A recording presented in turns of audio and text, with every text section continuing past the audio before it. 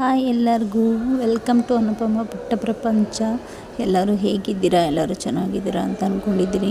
ಇವತ್ತು ನಾನು ಋತುಮತಿಯರಿಗೆ, ಬಾಣಂತಿಯರು ಯಾರಿರ್ತಾರೆ ಅವರಿಗೆಲ್ಲ ಇನ್ಸ್ಟೆಂಟಾಗಿ ಚೆನ್ನಾಗಿರೋ ಬೆಳ್ಳುಳ್ಳಿ ಬಜ್ಜಿನ ಮಾಡಿ ತೋರಿಸ್ತಾ ಇದ್ದೀನಿ. ತುಂಬ ರುಚಿಯಾಗಿರುತ್ತೆ. ಯಾರೂ ಹೊಸದ ಬೇಡ ಅನ್ನಲ್ಲ. ಬಾಣಂತನದಲ್ಲಿ ಊಟ ಮಾಡೋದಕ್ಕೆ ಬೇಜಾರು ಮಾಡ್ಕೋತಾರೆ. ಈ ಥರ ಬಜ್ಜಿನ ಮಾಡಿಕೊಡಿ, ಯಾರಾದರೂ ಚೆನ್ನಾಗಿದೆ ಅಂತಂದ್ಬಿಟ್ಟು ಊಟ ಮಾಡ್ತಾರೆ.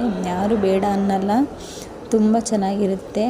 ಹಾಗೆ ಹೇಗೆ ಮಾಡೋದು ಬನ್ನಿ ತೋರಿಸ್ತೀನಿ. ಇದು ನೋಡೋದಕ್ಕಿಂತ ಮುಂಚೆ ಯಾರೆಲ್ಲ ಈ ವಿಡಿಯೋ ನೋಡ್ತಾ ಇದ್ದೀರಾ, ಈ ಕೂಡಲೇ ಸಬ್ಸ್ಕ್ರೈಬ್ ಮಾಡಿ, ಪಕ್ಕದಲ್ಲಿರೋ ಬೆಲ್ ಬಟನ್ನ ಕ್ಲಿಕ್ ಮಾಡಿ, ಆಲ್ ಅನ್ನೋ ಆಪ್ಷನ್ನ ಸೆಲೆಕ್ಟ್ ಮಾಡಿ, ಹಾಗೆ ನಿಮ್ಮ ಫ್ರೆಂಡ್ಸ್ಗಳಿಗೆಲ್ಲ ಶೇರ್ ಮಾಡಿ, ಲೈಕ್ ಮಾಡಿ. ಬನ್ನಿ ಹೇಗೆ ಮಾಡೋದು ಅಂತ ನೋಡೋಣ. ನಾನು ಫಸ್ಟಿಗೆ ಬೆಳ್ಳುಳ್ಳಿ ತೊಗೊಂಡಿದ್ದೀನಿ. ಒಂದು 5-6 ಬೆಳ್ಳುಳ್ಳಿನ ಬಿಡಿಸಿ ಸಿಪ್ಪೆ ಬಿಡಿಸಿ ಇಟ್ಕೊಂಡಿದ್ದೀನಿ. 1 ಕಪ್ ಕೊಬ್ಬರಿ ತೊಗೊಂಡಿದ್ದೀನಿ. 1 ಬೌಲ್ ಎಣ್ಣೆ ತೊಗೊಂಡಿದ್ದೀನಿ. ಇನ್ನೊಂದು ಸ್ವಲ್ಪ ಬೆಳ್ಳುಳ್ಳಿ ಒಗ್ಗರಣೆ ತೊಗೊಂಡಿದ್ದೀನಿ. 1-2 ಸ್ಪೂನು ಬೇಳೆ ಸಾಂಬಾರು ಪುಡಿ ತೊಗೊಂಡಿದ್ದೀನಿ. 1 ಈರುಳ್ಳಿ ಮತ್ತು ಕರಿಬೇವು, ಕೊತ್ತಂಬರಿ ಸೊಪ್ಪು, 1 ನಿಂಬೆಹಣ್ಣು ಗಾತ್ರದ ಹುಣಸೆಹಣ್ಣು, 1-2 ಸ್ಪೂನ್ ತುಪ್ಪ ತೊಗೊಂಡಿದ್ದೀನಿ. ಮತ್ತು ಪುನಃ ಒಗ್ಗರಣೆಗೆ ಸಾಸಿವೆ ತೊಗೊಂಡಿದ್ದೀನಿ, ಮೆಣಸಿನ್ಕಾಯಿ, ರುಚಿಗೆ ತಕ್ಕಷ್ಟು ಉಪ್ಪು, ಮತ್ತು ಅದೇ ಬೆಳ್ಳುಳ್ಳಿ ಯಾವಾಗಲೇ ತೋರಿಸಿದ್ನಲ್ಲ ಅದನ್ನೇ ನಾನು ಜಜ್ಜಿ ಇಟ್ಕೊಂಡಿದ್ದೀನಿ. ಈಗ ಫಸ್ಟಿಗೆ ಏನು ಮಾಡೋದು ನೋಡೋಣ ಬನ್ನಿ. ಫಸ್ಟಿಗೆ ನಾನು 1-2 ಸ್ಪೂನ್ ತುಪ್ಪನ ಹಾಕೋತಾಯಿದ್ದೀನಿ. 2 ಸ್ಪೂನ್ ತುಪ್ಪನ ಹಾಕ್ಕೊಂಡು ನೀಟಾಗಿ ಬೆಳ್ಳುಳ್ಳಿನ ಬಿಡಿಸಿಟ್ಕೊಂಡಿದ್ವಲ್ಲ ಅದನ್ನು ನೀಟಾಗಿ ತುಪ್ಪದಲ್ಲಿ ಹುರ್ಕೋಬೇಕು. ಈ ಥರ ತುಪ್ಪ ಎಲ್ಲ ಸ್ವಲ್ಪ ಕಾದ್ಮೇಲೆ ಬೆಳ್ಳುಳ್ಳಿನ ಹಾಕ್ಕೊಂಡು ನೀಟಾಗಿ ಹುರ್ಕೊಳ್ಳಿ. ಎಲ್ಲ ಆದಷ್ಟು ಮೀಡಿಯಮ್ ಫ್ಲೇಮಲ್ಲೇ ನೀಟಾಗಿ ಬೆಳ್ಳುಳ್ಳಿ ಸ್ವಲ್ಪ ರೋಸ್ಟ್ ಆಗಬೇಕು. ಬ್ರೌನ್ ಕಲರ್ ಬರೋವರೆಗೂ ಈ ಥರ ನೀಟಾಗಿ ಕೈ ಆಡಿಸ್ಕೊಂಡು ನೀಟಾಗಿ ರೋಸ್ಟ್ ಮಾಡ್ಕೊಳ್ಳಿ, ಸೀಸ್ಬೇಡಿ. ಹಾಗೆ ಈ ಥರ ರೋಸ್ಟ್ ಮಾಡಿಕೊಂಡು ನಾವೊಂದು ಈರುಳ್ಳಿನ ಹಚ್ಕೊಂಡಿದ್ವಲ್ಲ ಆ ಈರುಳ್ಳಿನೂ ಹಾಕ್ಕೊಂಡು ಸ್ವಲ್ಪ ಈರುಳ್ಳಿ ಸಾಫ್ಟ್ ಆಗೋವರೆಗೂ ಈ ಥರ ಫ್ರೈ ಮಾಡ್ಕೊಳ್ಳಿ ನೀಟಾಗಿ. ಯಾವುದೇ ಕಾರಣಕ್ಕೂ ಹೈ ಫ್ಲೇಮ್ ಮಾಡಬೇಡಿ, ಸ್ವಲ್ಪ ಮೀಡಿಯಮ್ ಫ್ಲೇಮಲ್ಲೇ ಈ ಥರ ನೀಟಾಗಿ ಈರುಳ್ಳಿನ ಫ್ರೈ ಮಾಡ್ಕೊಳ್ಳಿ. ನೋಡಿ ಈ ಥರ ಫ್ರೈ ಆಗಿದೆ. ಈ ಕಲರ್ ಬರೋವರೆಗೂ ನೀಟಾಗಿ ಫ್ರೈ ಮಾಡಿಕೊಂಡು ಅದಕ್ಕೆ ಲಾಸ್ಟಲ್ಲಿ ನಾವು ಕೊಬ್ಬರಿ ತುರಿನ ಹಾಕ್ಕೊಂಡು 1-2 ನಿಮಿಷ ಈ ಥರ ಹುರ್ಕೋಬೇಕು. ಕೊಬ್ಬರಿನ ಜಾಸ್ತಿ ರೋಸ್ಟ್ ಮಾಡಬೇಡಿ, ಒಂದೇ 1 ನಿಮಿಷಕ್ಕೆ ಅದೆಲ್ಲ ಆಗೋಗ್ಬಿಡುತ್ತೆ. ಸ್ವಲ್ಪ ಈ ಥರ ರೋಸ್ಟ್ ಮಾಡಿದ್ರೆ ಕೊಬ್ಬರಿನ ಸಾಕು, ತುಂಬ ರೋಸ್ಟ್ ಮಾಡಬೇಡಿ, ಚೆನ್ನಾಗಿರಲ್ಲ. ಈಗ ಅದು ರೋಸ್ಟ್ ಆಗಿದೆ. ಈಗ ಅದನ್ನು ನಾನು ಒಂದು ಮಿಕ್ಸಿ ಜಾರ್ಗೆ ಹಾಕೋತಾ ಇದ್ದೀನಿ. ಬಿಸಿನಲ್ಲೇ ಹಾಕ್ಕೋಬೋದು, ಏನು ತೊಂದರೆ ಇಲ್ಲ. ಆರಿಸ್ಬೇಕು ಅಂತೇನಿಲ್ಲ. ನೀವು ಬೇಕಾದರೆ ಟೈಮ್ ಇದ್ದರೆ ಸ್ವಲ್ಪ ಆರಿಸ್ಕೊಂಡು ಮಿಕ್ಸಿ ಜಾರ್ಗೆ ಹಾಕ್ಕೊಳ್ಳಿ. ಈ ಥರ ಎಲ್ಲನೂ ಮಿಕ್ಸಿ ಜಾರ್ಗೆ ಹಾಕ್ಕೊಂಡು ನಾನು ಆವಾಗಲೇ ತೋರಿಸಿದ್ನಲ್ಲ ಬೇಳೆ ಸಾಂಬಾರು ಪೌಡರು, ನಾನು 1.5 ಸ್ಪೂನಷ್ಟು ನಾನು ತೊಗೊಂಡಿರೋ ಸ್ಪೂನಲ್ಲಿ ಹಾಕ್ಕೊಂಡಿದ್ದೀನಿ.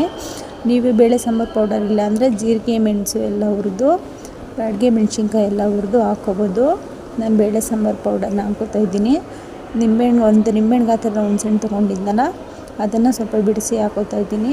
ಹಾಗೆ ಕೊತ್ತಂಬರಿ ಸೊಪ್ಪು ಎಲ್ಲ ಹಾಕ್ಕೊಂಡು ಸ್ವಲ್ಪ ನೀರು ಹಾಕ್ಕೊಂಡು ಗ್ರೈಂಡ್ ಮಾಡ್ಕೊಂಡು ಬಂದಿದ್ದೀನಿ. ನೋಡಿ ಈ ಥರ ಗ್ರೈಂಡ್ ಆಗಿದೆ. ಈ ಥರ ನೀಟಾಗಿ ನೈಸಾಗಿ ಗ್ರೈಂಡ್ ಮಾಡಿಕೊಂಡು ಇಟ್ಕೊಳ್ಳಿ. ಈಗ ನಾವು ಒಗ್ಗರಣೆಗೆ ರೆಡಿ ಮಾಡ್ಕೊಳ್ಳೋಣ. ಒಗ್ಗರಣೆಗೆ ನಾನು 2 ಸ್ಪೂನ್ ತುಪ್ಪ ಹಾಕ್ಕೊಂಡಿದ್ದೀನಿ. ಸ್ವಲ್ಪ ಆಯಿಲ್ ಹಾಕೋತಾ ಇದ್ದೀನಿ. ಈ ಥರ ಆಯಿಲ್ನ ಒಂದು 4 ಸ್ಪೂನ್ ಆಯಿಲ್ ಹಾಕ್ಕೊಳ್ಳಿ. ನೀವು ಬೇಕಿದ್ರೆ ತುಪ್ಪನೇ ಹಾಕೋತೀನಿ ಅಂದರೆ ಫುಲ್ ತುಪ್ಪನೇ ಹಾಕ್ಕೋಬೋದು. ನಾನು ಎರಡನ್ನೂ ಹಾಕಿದ್ದೀನಿ. ಈಗ ಎಣ್ಣೆ ಕಾದ್ಮೇಲೆ ಸಾಸಿವೆ, ಜಜ್ಜಿ ಇಟ್ಕೊಂಡಿರೋ ಬೆಳ್ಳುಳ್ಳಿ ಎಲ್ಲ ಹಾಕ್ಕೊಂಡು ಸ್ವಲ್ಪ ಫ್ರೈ ಮಾಡಿ. ಬೆಳ್ಳುಳ್ಳಿ ಸ್ವಲ್ಪ ಬ್ರೌನ್ ಕಲರ್ ಬರೋವರೆಗೂ ಫ್ರೈ ಮಾಡಿ. ಸ್ವಲ್ಪ ನೀಟಾಗಿ ಈ ಥರ ಬೆಳ್ಳುಳ್ಳಿ ಎಲ್ಲ ಫ್ರೈ ಮಾಡಿಬಿಟ್ಟು ಆಮೇಲೆ ನೋಡಿ ಈ ಥರ ಫ್ರೈ ಆಗಿದೆ. ಇಷ್ಟು ಫ್ರೈ ಆದರೆ ಸಾಕು ಬೆಳ್ಳುಳ್ಳಿ. ಇದಕ್ಕೆ ನಾವು ಮೆಣಸಿನ್ಕಾಯಿ, ಕರಿಬೇವು ತೊಗೊಂಡಿದ್ವಲ್ಲ ಅದನ್ನು ಹಾಕ್ಕೊಳ್ಳೋಣ. ಮೆಣಸಿನ್ಕಾಯಿ, ಕರಿಬೇವಿನ ಸೊಪ್ಪನ್ನು ಸ್ವಲ್ಪ ಬೆಳ್ಳುಳ್ಳಿ ರೋಸ್ಟ್ ಆದಮೇಲೆ ಹಾಕ್ಕೊಳ್ಳಿ, ಒಂದೇ ಸಲ ಹಾಕೋಬೇಡಿ. ಮೆಣಸಿನ್ಕಾಯಿ, ಕರಿಬೇವು ಬೇಗ ರೋಸ್ಟ್ ಆಗಿಬಿಡುತ್ತೆ, ಬೆಳ್ಳುಳ್ಳಿ ಸ್ವಲ್ಪ ಬೇಗ ರೋಸ್ಟ್ ಆಗೋಲ್ಲ. ಹಾಗೆ ಮೆಣಸಿನ್ಕಾಯಿ, ಕರಿಬೇವನ್ನ ಸ್ವಲ್ಪ ಲಾಸ್ಟಲ್ಲಿ ಹಾಕ್ಕೊಂಡು ಈ ಥರ ಫ್ರೈ ಮಾಡಿಕೊಂಡ್ರೆ ಬೇಗ ಆಗೋಗ್ಬಿಡುತ್ತೆ.